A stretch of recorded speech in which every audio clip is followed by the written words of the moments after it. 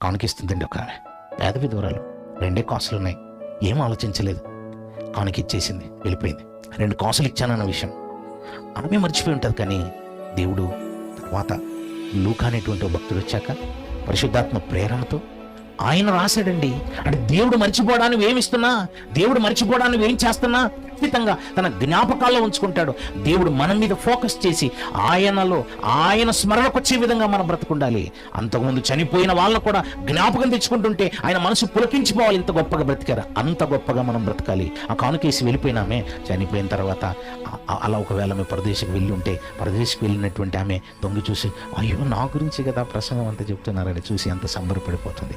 Wonderful. దేవుని జ్ఞాపకాల్లో నిలవటం అంటే దేవుడు కోరుకున్నట్టుగా నిలవటం. మీరు అనుకుంటున్నారేమో నన్నెవరు గుర్తిస్తున్నారులేండి, ఎప్పుడు అనుకోవాల్సిన అవసరం లేదండి. నీవు చేస్తున్నది అది మంచివైనా సరే చెడ్డమైనా సరే దేవుడు ఖచ్చితంగా తన జ్ఞాపకాల్లో ఉంచుకుంటాడు.